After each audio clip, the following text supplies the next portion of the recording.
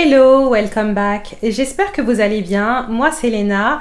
Merci d'être de retour sur ma chaîne et si vous êtes nouveau, bienvenue à vous. Je vous retrouve comme d'habitude dans mon setup habituel pour une nouvelle vidéo. Et dans cette vidéo, je vais vous faire un feedback de mon séjour à Dubaï et je vais partager avec vous mes impressions sur cet endroit. Et je vais également vous donner le budget que j'ai dépensé pour ce séjour à Dubaï. Donc ne bougez surtout pas si vous voulez tout savoir.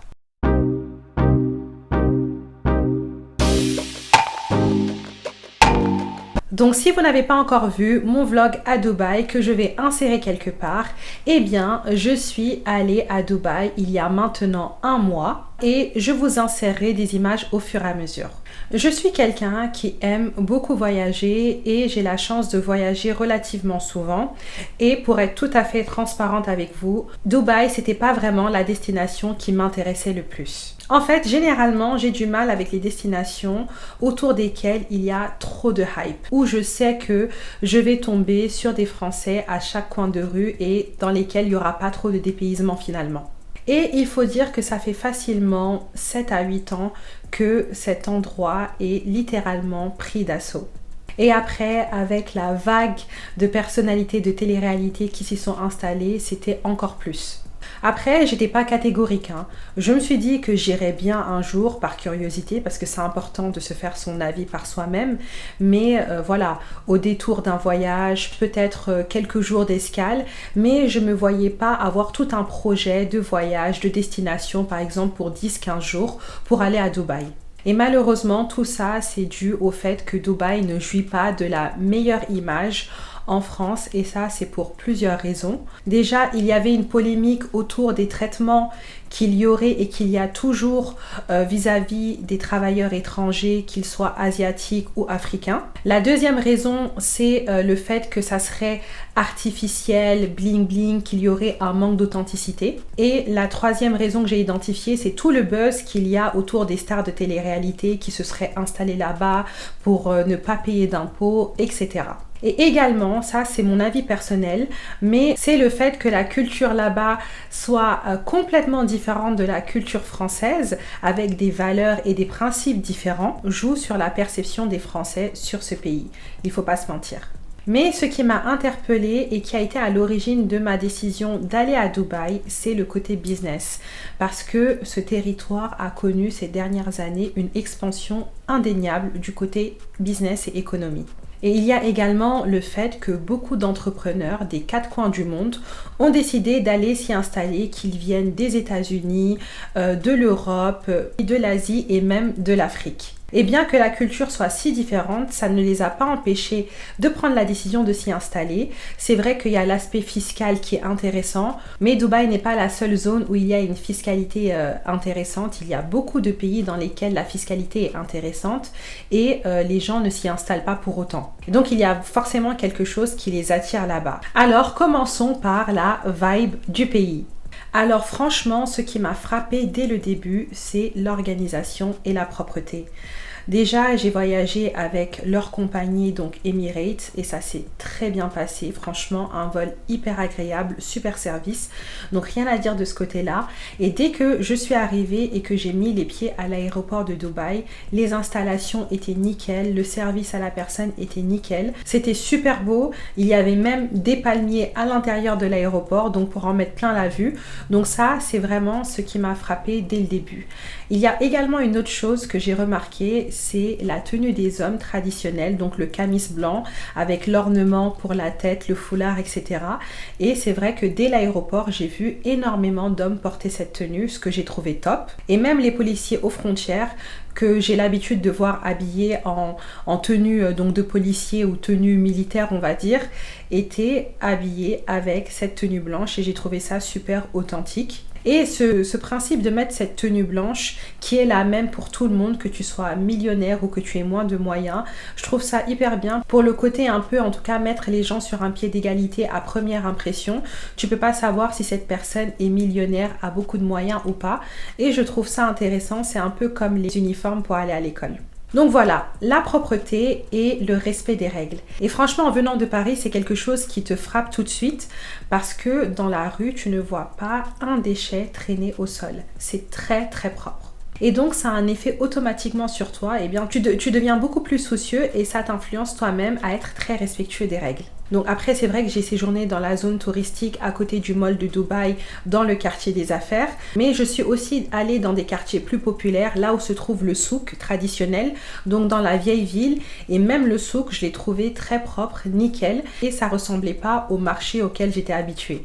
Également, c'était intéressant d'aller dans un pays majoritairement musulman parce que c'est différent, l'organisation est différente et aussi c'était différent de l'idée que je m'en faisais. Par exemple, tu peux voir une femme voilée intégralement et j'en ai vu très peu et juste à côté, voir une autre femme habillée en mini-short et en crop top et les deux se croisent sans vraiment se calculer. Chacun fait sa vie dans le respect de l'autre et je précise que je suis partie à Dubaï en période de Ramadan. Les infrastructures sont aussi très impressionnantes.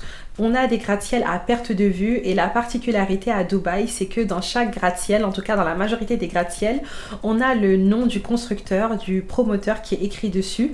Donc comme on les a mentionnés dans mon vlog, Emaar et Damac sont les deux grandes sociétés qui construisent la majorité des gratte-ciel à Dubaï. Les routes aussi sont très bien faites et faciles à pratiquer. J'étais véhiculée et franchement, j'ai eu aucun problème à rouler à Dubaï. Les panneaux de signalisation sont écrits en alphabet arabe et également en alphabet latin, donc pas de souci pour comprendre les différents panneaux. Le mall de Dubaï est super impressionnant, il est colossal. Franchement, j'en ai fait des malls aux États-Unis, mais j'en ai jamais vu un comme celui de Dubaï. On y trouve toutes les enseignes, particulièrement les enseignes de luxe. Et en fait, quand je suis arrivée à Dubaï, j'ai compris pourquoi autant un Européen qu'un Américain peut y aller sans se sentir dépaysé. Il y a pas mal d'infrastructures, d'endroits, même au niveau de la route, qui m'ont fait penser à celle des États-Unis. Donc passons au côté lifestyle et shopping. Donc en ce qui concerne le lifestyle, c'est très posé. Ça se voit que les gens qui vivent à Dubaï ne vivent pas dans l'urgence, contrairement à des grandes villes comme New York et Paris. Et le service à la personne est très développé à Dubaï. Par exemple, tu as un service voiturier un peu partout, à l'hôtel, au mall. Par exemple, quand j'ai loué mon véhicule à l'aéroport, on avait un agent qui a pris le temps de ranger toutes nos valises dans le coffre, de jouer à Tetris pour s'assurer que tout rentre. Et il nous a aussi sorti la voiture du parking, alors que c'était pas un service particulièrement de luxe. Un truc qui n'arriverait jamais à Paris. J'ai eu à louer des voitures. On me donnait la clé et je devais trouver la voiture parmi une dizaine de voitures dans le parking. Donc voilà. Et également à l'hôtel, après chaque sortie, on avait le voiturier qui nous déchargeait le véhicule, qui s'assurait que les affaires étaient montées dans la chambre. Et ça, c'était vraiment top. Et c'est vrai que ce qu'on nous a dit et la sensation qu'on a eue, c'est que tes affaires, tu peux les oublier à un endroit, tu vas les retrouver quoi. Donc ça, on apprécie beaucoup. Franchement, c'était une parenthèse agréable par rapport au train-train quotidien. Alors passons au shopping et aux activités. Dubaï, c'est the place to be pour les personnes qui aiment le shopping. Tu en trouveras pour tous les goûts, que ça soit au mall ou au souk traditionnel. Franchement, il y a de quoi faire. Après, au niveau des prix, je dirais que c'est un peu au-dessus des prix parisiens. C'est pas très loin, mais c'est quand même un peu au-dessus. Touristiquement parlant, bon, faut pas chercher le patrimoine historique qui a plus de 500 ans, mais il y a des choses à faire. Il y a le Burj Khalifa qui est la tour la plus haute du monde. Tu as le désert. Si tu t'éloignes un peu, tu as la mosquée d'Abu Dhabi qui est juste magistrale. À couper le souffle à 1h30 de route. Jumeirah Beach, etc. J'ai pas eu le temps de tout faire. Je pense que tu as vite fait le tour, mais ça a quand même le mérite d'exister. En ce qui me concerne, je pense que Dubaï, c'est fait pour faire un séjour reposant où tout est facilité, tu as accès à de bons restos, à des activités et c'est très family friendly. C'est hyper bien adapté aux familles ou aux enfants à condition de ne pas aller en période trop chaude. Donc voilà les côtés positifs, mais après, si tu as la recherche de randonnée dans la forêt, de contrées, etc., eh bien ça ne sera pas fait pour toi, on est d'accord. Mais en conclusion, je dirais que j'ai bien apprécié mon séjour et que je l'ai plus apprécié que je l'aurais pensé. Je suis restée 5 nuits, à peu près 4 jours et demi sur place, mais j'étais très tentée de prolonger, j'avoue. Donc on va passer au côté business. Alors au niveau du business, je ne vais pas vous apprendre plus de choses que ce qui a été dit dans le vlog. Donc j'ai ciblé tout ce qui était business autour de l'immobilier et c'était hyper intéressant. Clairement, il y a beaucoup d'opportunités dans plusieurs secteurs, l'immobilier y compris. Donc comme vous avez pu le voir, j'ai eu des échanges avec des personnes spécialisées dans l'immobilier. Ça m'a très intéressée. Maintenant, ce que j'ai observé, c'est que effectivement, en ce qui concerne les zones prisées, l'immobilier est quand même assez onéreux à Dubaï. Comparé à Paris, on est sur des prix quelquefois similaires sur Paris intramuros ou quelquefois au-dessus. Donc je pense que c'est une opportunité à saisir, mais il faut avoir quand même relativement un bon budget pour se lancer dans l'immobilier à Dubaï. Donc en comparaison, je pense que commencer à Paris, ça peut être intéressant. Et une fois qu'on a une situation bien stable et qu'on s'est bien lancé, passer à Dubaï peut être aussi très intéressant pour diversifier son portefeuille immobilier.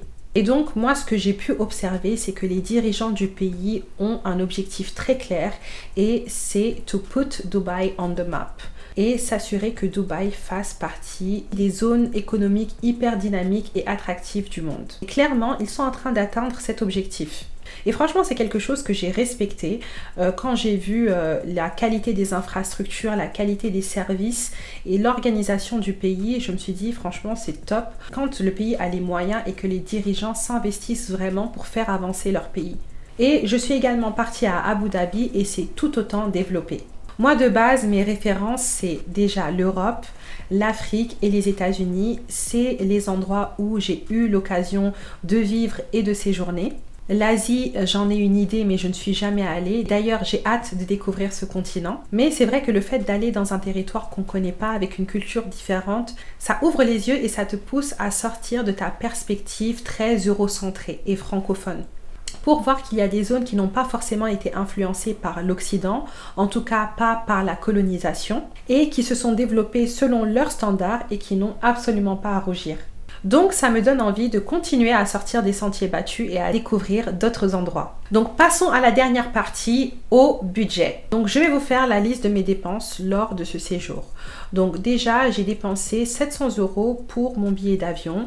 J'ai pris un vol direct en classe éco avec Emirates qui m'a coûté 700 €. C'est ni moins cher ni très cher, c'était correct. Alors, l'hôtel, donc j'ai séjourné à l'hôtel The Hyde Hotel Dubai, qui était très central, situé dans le quartier des affaires, à 5 minutes du mall.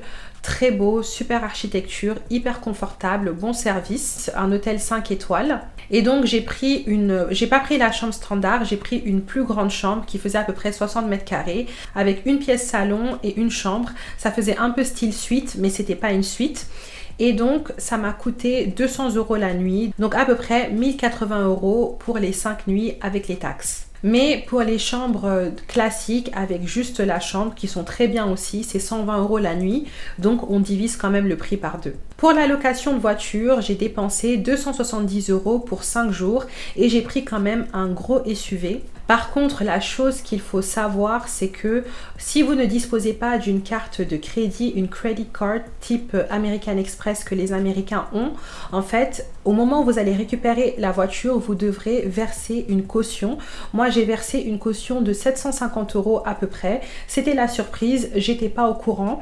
En France, quand on loue une voiture, on te prend une empreinte de ta carte au cas où, mais ça ne débite pas. Et bien là-bas, ils ont un système différent. Si tu n'as pas une credit card, ils vont te prendre la somme en caution et ils vont garder cette somme quand même 40 jours avant de te la rembourser pour s'assurer que tu n'aies pas eu d'amende ou que tu n'aies pas créé de problème à la voiture. Donc il faut quand même avoir cet argent disponible dans son compte. Donc voilà, c'était la petite surprise, pas très agréable, mais bon. La dernière chose, c'est tout ce qui est activité, restaurant. Je dirais que j'ai dépensé 450 € à peu près pour les restos. Après, les activités, ça varie parce que j'étais pas partie pour faire des activités. Donc, les restaurants, j'ai dépensé à peu près 450 €. Donc, on revient à peu près à 100 € dépensés par jour. Donc en tout, le budget pour ces 5 jours à Dubaï, ça a été 2500 € plus les 750 € qui m'ont été débités, qui m'ont été remboursés 40 jours plus tard. Donc voilà, c'est quand même un certain budget sur lequel il est tout à fait possible de faire des économies. Par exemple, sur le vol, au lieu de payer 700 €, je pense que c'était possible de trouver un itinéraire à 500 € en prenant soit un vol avec une autre compagnie ou une escale. Donc ça, c'est tout à fait faisable. Également, par rapport à l'hébergement, il y avait la possibilité de faire des économies. Déjà, prendre une chambre classique au lieu d'une grande chambre ou bien un Airbnb, je pense que pour facilement 100 € pour plusieurs personnes, pour 2 personnes, c'est faisable. Et donc, si vous divisez, ça vous revient à 50 € par personne ou encore moins si vous êtes plus. Et pour la voiture aussi, parce que j'ai pris quand même un gros SUV, avec une voiture un peu plus petite, c'est possible de diviser, je pense, le coût par 2 ou un peu moins, mais dépenser entre 100 et 150 € la semaine. Donc, avec un budget de 1200 à 1500 € à Dubaï et dans des conditions tout à fait correctes. En tout cas, si c'est hors période de vacances ou période de grosse fréquentation, nous, quand on y est allé, il n'y avait pas énormément de monde. Il y avait du monde, mais par exemple, sur le vol aller, le vol était quasiment vide. Donc voilà, je vais conclure la vidéo ici. J'espère qu'elle vous aura plu, j'espère que ça vous aura fait voyager. En tout cas, n'hésitez pas à me laisser vos impressions sur Dubaï si vous y êtes déjà allé. N'hésitez pas à me dire ce que vous en pensez. Également, allez voir mon vlog si ce n'est pas déjà fait. Franchement, c'est un nouveau format que j'ai pris beaucoup de plaisir à filmer et j'aimerais avoir vos avis et j'espère que vous apprécierez. En attendant, n'hésitez pas à vous abonner, à liker, à activer la cloche des notifications, à commenter et à partager cette vidéo. Également, quelque chose de très important dont je vous reparlerai dans ma prochaine vidéo, c'est la formation que j'ai sortie il y a quelques semaines, se lancer en location courte durée sur les plateformes comme Airbnb. Ça y est, la formation est enfin out, dans laquelle je partage avec vous tout ce que j'ai appris et toutes les méthodologies que j'ai mis en place pour que l'immobilier et la location en courte durée plus particulièrement deviennent ma seconde source de revenus et génèrent plus de 25 000 € par an. C'est une formation très complète où vous aurez l'occasion d'avoir directement des conseils de ma part et j'ai un code promo pour ma communauté YouTube qui va s'afficher tout de suite qui vous permet de bénéficier de cette formation avec moins 40% de réduction. N'hésitez pas à en profiter si vous êtes intéressé parce que la durée est limitée. En attendant, n'hésitez pas à venir me rejoindre sur Instagram où je partage mes activités au quotidien. N'hésitez pas à aller faire un tour sur mon podcast Les Réflexions de Léna et à bénéficier de tout le contenu gratuit, que ça soit sur ma chaîne ou mon e-book pour vous lancer dans l'entrepreneuriat et également ma masterclass gratuite préenregistrée sur mon site internet pour faire de l'immobilier locatif rentable. Je vous dis à très bientôt pour une prochaine vidéo. Cheers!